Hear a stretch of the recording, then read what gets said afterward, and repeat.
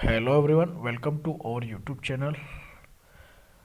Today we are solution प्रवाह Hindi कार्यपुस्तिका class 6 and 7 और उसमें जो अपना कार्यपत्रक रहेगा कार्यपत्रक 11 से 15 वह आकलन 1 का कंप्लीट सॉल्यूशन इस वीडियो में जानने वाला है। तो वीडियो की शुरुआत करने से पहले आप हमारे चैनल पे नहीं हो, चैनल को सब्सक्राइब कर लीजिएगा, बेल आइकन को प्रेस कर लीजिएगा और वीडियो अच्छा लगे तो वीडियो को लाइक कर दीजिएगा। शुरुआत करते हैं अपन। ये आपका कार्यपत्रक 11 है। दक्षता रहेगी व्यवहारिक व्याकरण, शब्द समूह में शब्दों के अर्थ को समझ पाना। पहला प्रश्न कह रहा है नीचे दिए गए समूह में अलग अर्थ वाले शब्द पर गोला लगाइए। जैसे यहाँ पे दिन, वार, दिवस, तो ये समान अर्थ वाले थे। रात अलग है। अगले में मसाल अलग है, इसमें दोस्त हो जाए दुश्मन हो जाएगा, इसमें पलक हो जाएगा, इसमें तूफान पर लगा देंगे। नीचे दिए गए शब्दों के 3 पर्यायवाची शब्द लिखना है। पर्यायवाची का मतलब होता है जो उसके समान ही अर्थ निकलता है उसका। जैसे धरा है तो धरा का धरती हो जाएगा, पृथ्वी हो जाएगा, भू हो जाएगा। खग का पक्षी, विहग, दिवच। बादल का मेघ, घन, नीरद। पानी का जल, नीर, वारी। उसके बाद में तीसरा प्रश्न कह रहा है दिए गए शब्दों की सहायता से वाक्यों को पूरा करना है आपको। शहर में ऊंची ऊंची इमारतें हैं, बछड़ा गाय के पीछे पीछे चलने लगा, तुम्हारी कक्षा सुबह सुबह लगेगी, नेहा लोरी सुनते सुनते सो गई। इस प्रकार से लिख देंगे। अगला प्रश्न कह रहा है सही विकल्प द्वारा रिक्त स्थान भरे और वाक्यों को पूरा कीजिए। सूरज की किरणें हमारे स्वास्थ्य के लिए लाभदायक होती हैं। महात्मा गांधी सत्य एवं अहिंसा के पुजारी थे। देश के वीर अपने देश की आन बान शान के लिए बलिदान दे देते हैं। गंगा यमुना भारत की पवित्र नदियां हैं। तो इस प्रकार से कार्यपत्रक 11 और पेज नंबर 15 आपका कंप्लीट हो जाएगा। अगला कार्यपत्रक आपका रहेगा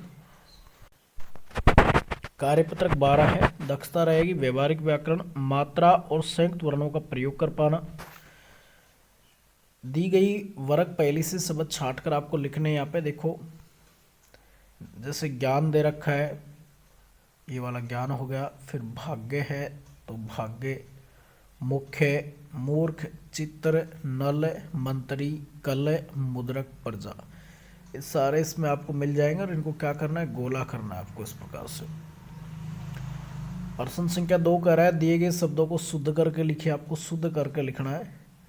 जैसे प्रसिद्ध है तो इस प्रकार से लिखेंगे प्रसिद्ध, समस्या, प्रभावित, कृष्ण, शैतूत। फिर है दिक्कत, बुद्धू, मंत्री, जिज्ञासा। तो इस प्रकार से अपन लिख देंगे।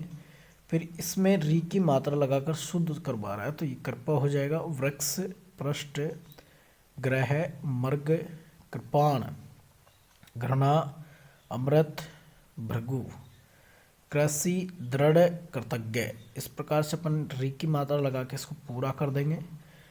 चौथा कह रहा है निम्नलिखित शब्दों के अर्थ लिखिए। जैसे मुख्यालय, प्रधान कार्यालय, परीक्षा, इम्तहान होता है। ग्रामीण जो गांव में रहने वाला होता है। दुर्गम कठिन होता है। गंतव्य मंजिल होती है। अदृश्य गायब होना। विस्तृत यानी फैला हुआ। और महत्वपूर्ण का मतलब होता है खास। पर्यटक का मतलब होता है घूमने वाला। रेफ और रे लगाकर रकार लगाकर शुद्ध करके लिखिए। जैसे ग्रहण है, शर्त है, वक्र है, सूर्य, गर्मी, वर्त, प्रतीक्षा, ड्रामा और है प्रयास। तो इसमें प्रयास आप इस प्रकार से लिख सकते हो। तो आपका एक कार्यपत्रक पूरा हो जाएगा। पेज नंबर 16 आपका कंप्लीट हो जाएगा। अगला कार्यपत्रक आपका रहेगा कार्यपत्रक 13 है। निम्नलिखित वाक्यों को कोष्ठक में दिए गए शब्दों के आधार पर पूरा कीजिए। मुझे उसकी बहादुरी पर गर्व है। नम्रता मनुष्य का सबसे बड़ा गुण है। दोनों भाई पढ़ने लिखने में मेहनती हैं। ईमानदारी जीवन में दृढ़ता लाती है। यह काम मैं सहजता से कर लूँगी। बादलों की गर्जन सुनकर मोर नाचने लगा। तो इस प्रकार से लिख देंगे। दूसरा कह रहा है संज्ञा का संदर्भ समझकर वाक्यों में प्रयोग कीजिए। कमल तालाब में उगता है। गंगा नदी हिमालय से निकलती है। अंगूर में मिठास होती है। कुतुब मीनार दिल्ली की प्रसिद्ध इमारत है। दी गई व्यक्तिवाचक, जातिवाचक और भाववाचक संज्ञा में से वाक्य बनाइए। जैसे गंगा गंगोत्री से निकलती है। फुटबॉल, शिवम फुटबॉल खेल रहा है। जापान, जापान की राजधानी टोक्यो है। जातिवाचक संज्ञा, शहर है इंदौर साफ सुथरा है। बगीचा, फूलों से बगीचा महक रहा है। लड़के, लड़के पढ़ रहे हैं। भाववाचक है तो खुशी, मयंक खुशी के मारे फूला न समाये। सर्दी, कोमल सर्दी में कांप रही है। बचपन है तो मोहन बचपन में शरारती था। तो इस प्रकार से आपका एक कार्यपत्रक पूरा हो जाएगा। पेज नंबर 17 आपका कंप्लीट हो जाएगा। नेक्स्ट कार्यपत्रक रहेगा आपका कार्यपत्रक 14 है, वाक्य निर्माण कर पाना। दिए गए वाक्यों को सही क्रम में लिखना आपको। जैसे परिधि पढ़ती कविता, तो यहाँ लिखेंगे परिधि कविता पढ़ती है। रानी बस से बाड़मेर जाती है। रेलगाड़ी का सफ़र सुहाना होता है। गड़साना में बहुत अनाज होता है। अंशी 29 जून को जन्मदिवस मनाती है। तो इस प्रकार से लिख देंगे। फिर नीचे दिए गए वाक्यों की स्थिति समझकर उसके बाद होने वाली संभावित घटनाओं से मिलान कीजिए। पुष्पा स्वच्छता को अपनाती व स्वस्थ रहती है। ताराचंद विद्यालय बहुत कम आता है, वह अनुत्तीर्ण हो गया। ममता अपनी बच्ची को घर पर भी पढ़ाती है, वह पढ़ने में होशियार है। राजा प्रजा को बिना वजह दंडित करता है, जनता तख्ता पलट करेगी। चैत्र महीना चल रहा है, वैशाख आने वाला है। अनूप के पैर में चोट लग गई, अस्पताल जाना जरूरी है। इस प्रकार से मिला देंगे। फिर वाक्यों को पढ़कर क्रमबद्ध करना है आपको। यहाँ से लिखेंगे मदन सुबह जल्दी उठता है, वह प्रातः 7 बजे नहाता है। नहाने के बाद खाना खाकर विद्यालय जाता है, इसलिए अध्यापक भी उसे बहुत प्रेम करते हैं।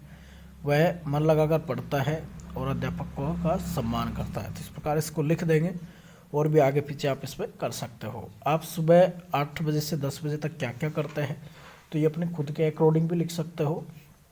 बच्चे ने लिखा है नहाते हैं, नाश्ता करते हैं, विद्यालय जाते हैं। तो इस प्रकार से पेज नंबर 18 कंप्लीट हो जाएगा और ये कार्यपत्रक आपका कंप्लीट हो जाएगा। नेक्स्ट कार्यपत्रक आपका कार्यपत्रक 15 एक गद्यांश दे रखा आपको। सांबानगर में एक बुद्धिमान व्यक्ति रहता था, उसका नाम श्याम सुंदर था। उसी नगर में एक शरारती बंदर रहता था, वह नगर के लोगों को तंग करता था। कभी उनका कोई सामान ले जाता तो कभी बर्तन, खाना, कपड़े आदि। सभी लोग उससे परेशान हो गए थे। एक दिन श्याम सुंदर ने बंदर को लालच देकर पकड़ लिया और जंगल में छोड़ आया। उसके बाद सभी आराम से रहने लगे। ऊपर दी गई कहानी को पढ़कर प्रश्नों के उत्तर दीजिए। सांबा नगर में एक बंदर रहता था, सभी बंदर से परेशान थे। नीचे दिए गए शब्दों में उचित शब्दों का प्रयोग करके रिक्त स्थान भरिए। सामने की बेल में अंगूर लगे हैं। धरती तवे की तरह तप रही है। सभी डिब्बों पर एक जैसा निशान है। लोमड़ी चतुर जानवर है। बुद्धिमान व्यक्ति का नाम श्याम सुंदर था। श्याम सुंदर ने बंदर को कैसे पकड़ा? लालच देकर पकड़ा। सभी आराम से कब रहने लगे? जब बंदर को जंगल में छोड़ने के बाद सभी आराम से रहने लगे। तो इस प्रकार से ये 5 क्वेश्चन आपका कंप्लीट हो जाएगा और ये कार्यपत्रक आपका पूरा हो जाएगा। पेज नंबर 19 आपका कंप्लीट हो जाएगा। नेक्स्ट कार्यपत्रक आपका रहेगा आकलन 1 रहेगा। इसमें 3 पर्यायवाची लिखना है। जैसे सुमन का प्रसून, फूल, पुष्प। सूर्य का दिनकर, रवि, भास्कर। दिन का दिवस, रोज, सवेरा। पेड़ का वृक्ष, दरकत, विहप। उसके बाद में सही विकल्प चुनना है। कमरे में अच्छी किताबें भरी पड़ी हैं। राहुल पेड़ की ऊंचाई देखकर दंग रह गया। लहलाती फसल देखकर किसान बहुत खुश था। धीरे धीरे प्रशांत फिर से पढ़ाई में रम गया।